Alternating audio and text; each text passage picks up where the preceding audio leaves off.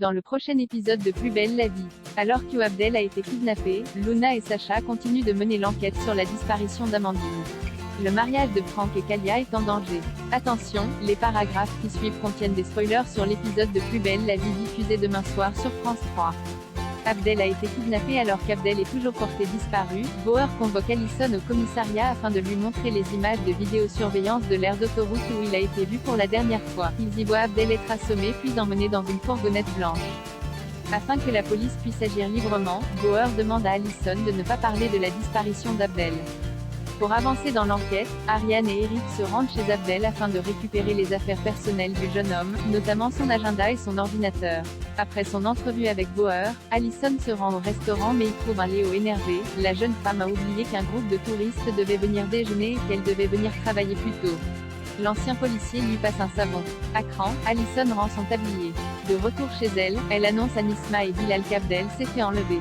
Peu de temps après, Bauer se rend chez eux afin d'interroger Nisma et ainsi comprendre ce qui s'est réellement passé pendant le mariage.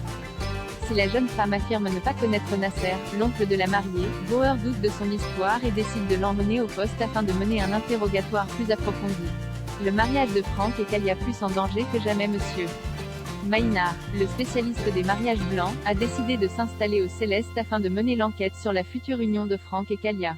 À l'hôtel, il tombe sur Laetitia et se fait passer pour une ancienne connaissance de Franck afin d'en apprendre un peu plus sur le plombier. Elle lui explique alors que Franck et Kalia ont eu le coup de foudre l'un pour l'autre et vont bientôt se marier.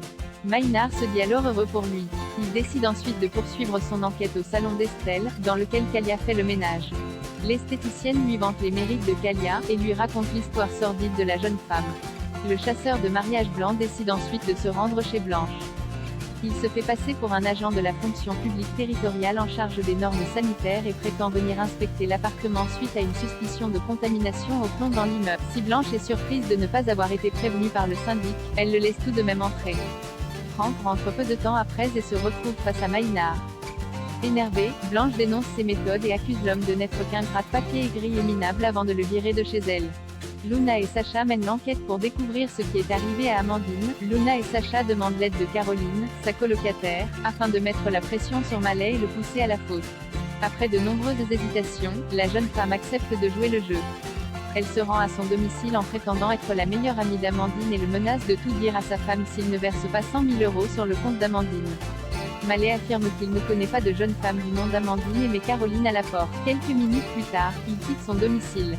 Luna et Sacha décident alors de le prendre en filature, mais l'homme n'a pas l'air très perturbé par sa rencontre avec Caroline. Les enquêteurs en herbe décident de passer au plan B, ils envoient un mail à Malais depuis l'adresse mail d'Amandine. Il mord à l'hameçon et entraîne sans le savoir Luna et Sacha dans des locaux désaffectés au milieu de la forêt.